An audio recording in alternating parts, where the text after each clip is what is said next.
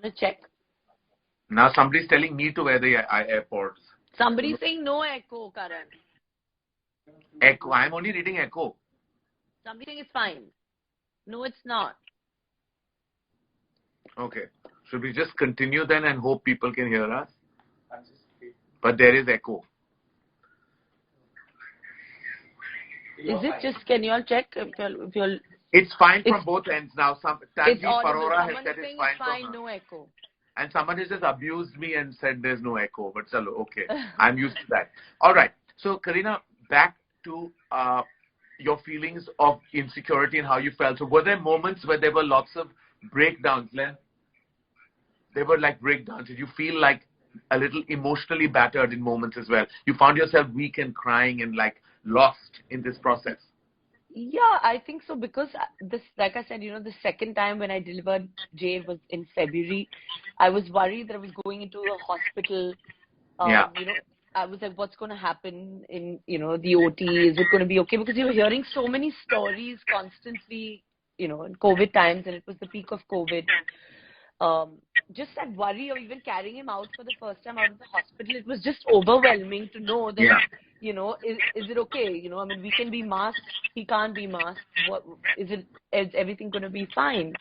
So I think it was all of that combination, and a lot of issues that we forget is that after delivery, everyone's focused on the child, everyone's focused on the baby. But I feel that the most important person is the mother. We need to she needs the most support. Which I think people, tend to forget, whether it's friends or family. They're just excited in looking at the baby and, wow, amazing. But no one's looking at us. So I think that is something that fathers and families shouldn't forget. Now, you basically also, Kareena, not just because, you're in the business of entertainment, but you also took the guidance of Rujuta, your dietitian, as well as Namrata Purohit, with the exercise routine. Would you advise women to actually go down the process of actually bringing on a dietitian, a nutritionist, as well as someone who can actually make you a pregnancy exercise regime? Like, you, of course, had two very strong pillars by your side in Rujuta and Namrata Purohit. Yeah. Would you recommend this to all women to go down, like having a routine so that you can actually... If you have access to it, I think it's amazing, because even if you don't have, for mothers who can't, working mothers, or you don't have time and, you're working and still pregnant, I think just even the idea of being active, an idea of taking a walk for 30 minutes a day, it can change your mood, it can change the way you feel. Right. It's not just about maintaining the weight. It's also about, just staying fit and healthy, and of course, Rujuta has always been somebody who has, always spoken about the fact of eating healthy, eating local, eating organic. She's always been like that. Right. So following her has always been it's a part of my life. It's just something that I enjoy doing, and I think mothers, should just continue enjoying their life, and, of course, cravings and all that happens. But, I mean, as long as you can be fit, try to be as much as you can, I think that it really, really helps. What about pregnancy blues, Kareena? How did you address those days where there were downer days? There were those what we call quintessentially as pregnancy blues. How did you address those days? Was it also family support, love and care, or just distance from everyone? How did you address it? It's not like it's just pregnancy blues in the first. I think they're there. They last the entire year. It's not like now every day is like amazing. Even now, I mean, there are days of fear. So, that's just the way I feel, But I try to push myself. I'm the kind of person that, likes to get out of the situation and take that challenge. That's just the way, I am as a person, as everybody knows. So even if I'm down, or even if I'm feeling like, I'm tired or I can't do this anymore, I obviously think of, happier things. I think of happier times. I think of, Jay sleeping. I look at him and I'm like, okay, everything is worth it. Everything will be worth it. Right. And, I mean, I still do that. And I miss him, like, sometimes now when I go to work also. Even now, mothers have constant guilt. It's just a guilt syndrome that all mothers will, they just have it, They constantly feel that even if you're at work, oh my God, I'm missing out on that one moment. I want to be there for everything. I just want to say that, if you're not happy, your child can't be happy. So Yes, that we shouldn't, absolutely. there should never be any guilt about that. Well said about that. Well said. What was interesting for me that you used some homegrown remedies for like spotting. You used toothpaste. It was, of course, a homegrown remedy. Was that Babita auntie's little trick to you, or is it something that you learnt on the way? I think it was actually my grandmother's. In the book, like when you read the book, there are a lot of things that actually my Dadi ji used to keep saying. Right. Ki ye karna chahiye, wo karna chahiye. And that's what I think everyone has followed over the generations in the family also. Right. Like whether it was making the laddu so that, if you As have they call them the grandmother's tricks. Yeah, grandmother's trick, the gond ke laddus that, or khao. So, obviously breastfeeding becomes easier. Right. So a lot of modern mothers are like, no, don't. But these old wives' tales, as they say, and the grandmother hacks, I think they completely work. And I followed it by the book as to what she said. Breastfeeding. There's a constant conjecture that surrounds breastfeeding. How many months do you breastfeed? What if you can't breastfeed? What is the guilt attached to not breastfeeding? And I know that one of your final comments in the book is that it's okay for technical reasons, emotional reasons, medical reasons. If you can't breastfeed, you can't take that guilt on. What would you like to tell women about all these speculations and traumas that surround breastfeeding? The idea is, of course, that because there is so much societal pressure that, Yes. this is the way it has to be done, or, this is what it is. I just feel that each mother, there's no crown for wearing the best mother in the world. Every mother is the best mother in the world. The fact that you've given birth to another human being and you've had the ability and the capability of doing that, then you're the best mother in the world. There's no formula that, okay, you have to breastfeed for a certain time. Of course, 6 months is what they say is ideal. Right. To go up to, almost a year and a half. I mean, if you get that kind of milk, it would be amazing. Right. But some mothers and some women, due to hormonal reasons, it could be anything, thyroid, it could be, mental state of mind, they don't get enough milk. Sometimes if you have to do an emergency cesarean and, a C-section, it takes time for the milk to come. Because when you're in a normal delivery, they say it comes faster. That's what they say. But when you operate, it takes time. So mothers have to have the patience to see that through. So I just feel that, just do the best you can. What works for each woman at that point in time. Each mother has a separate circumstance. And I think whether it's professional, personal, medical, emotional, it has to be addressed accordingly. And what I love is that no one is giving you an award. There should not be guilt attached to it because it's your personal circumstance. And it doesn't make you love your child less. But of course, I feel if you're getting milk and if you can and you have the time, you have the ability to do it, I think it's the best feeling in the world because it actually gives you that feeling of bonding with your child and watching your child. It's a mother-child moment. But, there are millions around the world, who can't do it. And, like today, I mean, families opt for surrogacy, families, different kind of situations, circumstances, that you're in one. You have your 2 lovely children. But it doesn't make you love your child any less. In fact, I just feel, I used to have this guilt as a parent that I hadn't done any of the emotional and physical heavy lifting. And does that make me a lesser of a parent? And eventually I realized that the love that you can surround your children by is really what parenting is all about. Love, understanding, and compassion is what you need to give your children. I'm a single parent, and I didn't go through those processes that all women have had to go through. And yet I had the 2 beautiful Bonnie babies by my side. So I do get what you're saying, that it's so individual, everyone's decision where it comes to pregnancy. Absolutely. Kareena, mental health is such a discussion of relevance, importance, and sensitivity. And discussing it is really something that we have to do with utmost sensitivity and compassion. postpartum depression is something that many, many women have gone through and not been able to comprehend, understand. There are, of course, metabolical changes, there are hormonal changes, and that results sometimes in postpartum depression. Did you individually go through that phase? And if yes, how did you deal with it? And if not, what would your advice be?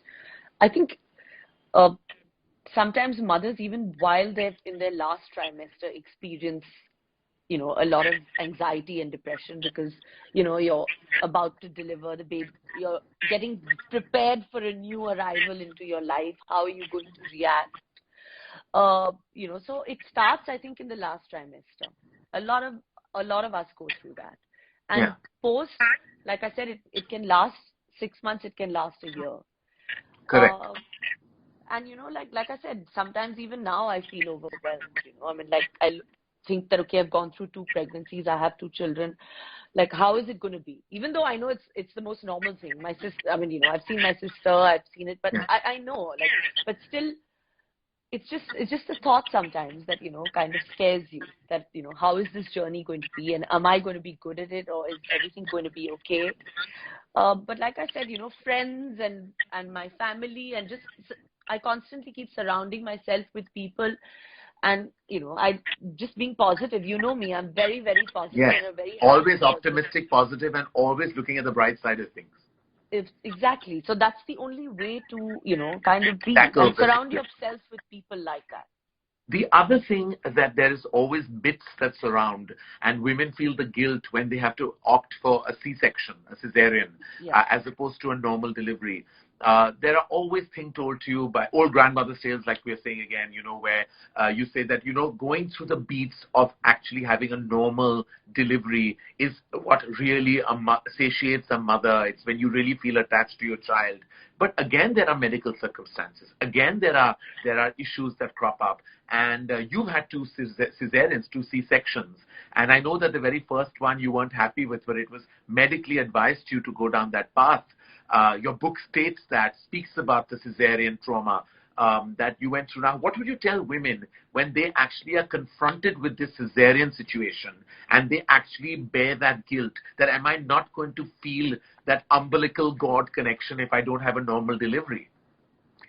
Again, I think it's this societal pressure and this taboo that, okay, this is the way it is, you can't have a cesarean. Of course, everyone wants to go through a normal delivery. No woman wants to, cut 35 layers into her body and do it. I think that, sometimes circumstances, there are situations that take place for that. But I don't see the guilt, about it. There can never be guilt. The idea is that however it is, my child comes into my arms, and when that minute they, give you your child in your arms, I think everything vanished.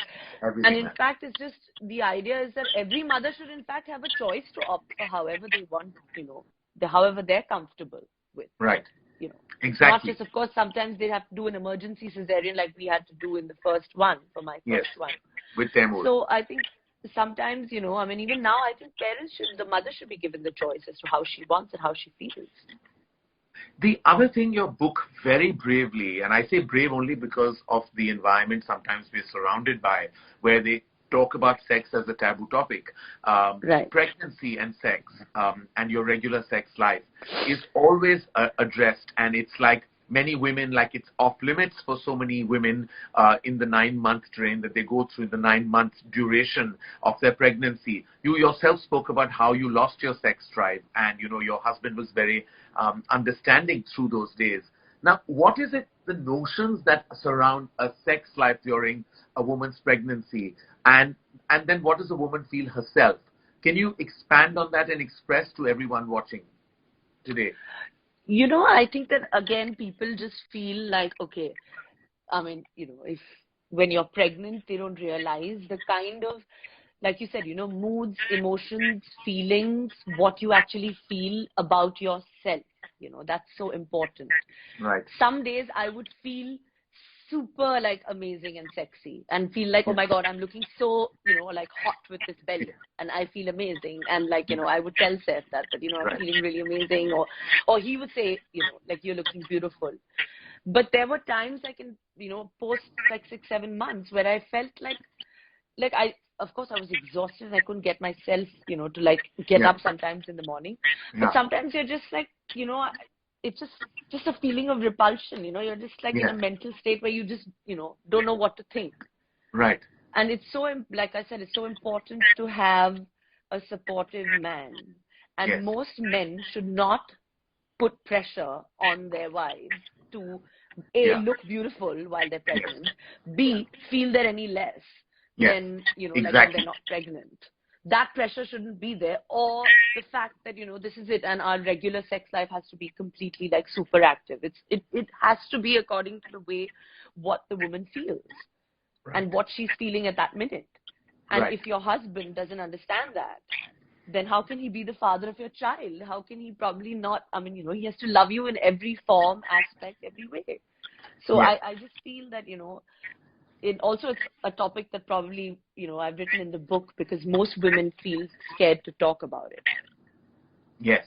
They don't, or embarrassed to address it. Here's what really, really impressed me about the book is that I think for the first time, in a very long time, I've read autobiographies that have been brave. I had people, talk about their lives in their memoirs. But I think it's very critical. It's very critical for men and women to read your pregnancy Bible because it really takes you through a journey. And it's a very inclusive journey.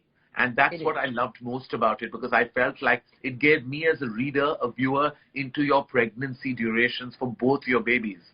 It talked about your highs, your lows, your mid-levels of emotion. It talked about your fears, your insecurities, and your happiness and joy as well. There's a lot of joy in the book. There's so much joy, but there's also those deep, dark areas that women go through. And from what I understand, Kareena, what you're basically the crux of what you've told us so beautifully is that it's so individualistic. And every decision has to be yours because you are the master and mistress of that decision. Whether it comes to your breastfeeding, it comes to your personal sex life, it comes to your decision to opt for a cesarean or not, whether it's advised or not by the doctor, it's your own. Whether you choose to be active, you choose to be inactive, you can only say like, yes, you recommend a dietitian, yes, you recommend a trainer. But if you can't, for various reasons, not have those by your side, then you have to do what's best for yourself. And what my last question really in this stuff is like, how do you block all the noises? Because everybody has advice to give when it comes to pregnancy. It's your family, your friends, everybody will tell you how to handle this or handle that, do this, do that, go there, go there. How do you block that noise and do your own thing? How does Kareena Kapoor Khan do that? I think that, I am the kind of person that anyway, I think, I listen to everybody and I take it out from the other ear. Suno sabki karo aap. That is the way I live my life. I've done that even when everyone was like, oh my God, why are you doing this? Why are you getting married? Or why are you doing this? Why are you like, oh my God, now she's going to have another baby, then another baby. And you know me, I just hear everybody and I'm just like, okay, this is it. I want to do what I want to do. And I think every woman, pregnant or not pregnant, should think in this way. Of course, it's a pregnancy Bible, but I also believe that even post-delivery, every woman should just be the way she wants to be, guilt-free, breastfeeding like you addressed, going to work, which even I go through. I think it should just be fearless, because that's the way I am and I've lived my life. And I'm sorry I said that was the last question, but I'm intrigued about one piece of advice that I'd like you to give to women in your fraternity, in your entertainment industry. Myths that tell you that, pregnancy, being married, you've broken all those shackles. You're a massive movie star today. At age 40, you own your career. You own your life. You're a movie star. You have 2 children. You have a satiated personal life and an absolutely fantastic professional existence. You're shooting some of the biggest movies in the business as you speak, mother of 2. How would you like to talk to the women in your industry and say that please do not conform to these myths that say marriage is the end of the road, pregnancy is the end of the road, having children means you won't get certain kinds of roles. Just talk about how there's a plethora of entertainment work that's coming to so many solid actors and they shouldn't be pressurized by these so-called myths that surround us. I think that, when I got married about 10 years ago, almost a decade ago, at that time everyone was like, career's over, career khatam ho jayega, kuch nahi milega, ye, wo, and the typical things. But I think, you being a filmmaker, cinema is changing today. Yeah. Actors, today the best of actresses are married, whether it's Deepika Padukone or Vidya Balan. I think everybody, and I think they all have, followed suit, followed their heart, and are, flying. And filmmakers are, being brave enough to make films the way, whether it's Shakun and you making a film with Deepika, whether a film like Sherni today being made, or Amir Khan casting me in Lal Singh Chadda. I think that it's very, very brave of filmmakers to be giving us married women. I don't even call it bravery, Kareena. I just think solid actors need to constantly work and do solid roles. Whether they are married, pregnant, mothers, how should that matter? I'm happy that at all. A mainstream filmmaker like you is thinking like that, because that's just the way it is. Otherwise, please, we can't even call it cinema then. I'm happy that this is where we are today. Well, I'm going to end with 3 very quick rapid-fire questions, because how can we not be on the hot seat with you? But very simple, family, pregnancy. But no hamper. There's no hamper this time. Well, the hamper's all the love you're getting in all the comments. I can see it's the abundant love. Very quickly, and I'm going to say it's a bit of it's not a good choice to give any mother, but a romantic date with Saif by the mountains with a glass of wine, or a play date with your 2 children. What is your big preference after a hard day's work? Oh God, what is my preference after a hard day's work? Oh, guilty, not guilty. It's a tough one, Karan, because I'm very selfish and I love my time with Saif. And if I don't get my time with Saif, I won't be good to the babies, because then I'll be like, I want to be. So I think a half an hour with Saif and then 1.5 hours with the babies. Okay, fantastic. I love that. Also, whose advice do you listen to much more, your mother's or your sister's? Well, I think, my sister is, we're like, we're actually She's like your one. pillar. So, She's your big, strong pillar. It's not possible. I can't think beyond her. All right. Okay, fantastic. One thing that during your pregnancy you loved about Saif, and one thing you did not like about him. Oh God, I loved everything about the time with Saif, because we were in a lockdown and I got him completely to myself. Yeah. And which was amazing, because we got a lot of time together. Yeah. And and I hated then when, like, if he had to travel and go away and I would be alone, and there would be like times that I would just feel a little lost. And I didn't even want to go out and meet family or friends, and I would be just lying in bed alone. And I would think about him. So I would hate it that he wouldn't be there, and then sometimes I would fight with him. So I regret that. And what was your guilty pleasure during your 2 pregnancies, or were there different guilty pleasures? Guilty pleasure, I think it was all over Instagram, and it's pepperoni pizza. I'm obsessed. You know that I'm obsessed with pizza. All right. So pizza was the guilty pleasure during your pregnancy. It still is a guilty pleasure. Well, Kareena Kapoor Khan, I am so proud of you. The Kareena Kapoor Khan's Pregnancy Bible, the ultimate manual for moms to be, I believe it is, by Juggernaut Books, written with Aditi Shah Bhimjiani.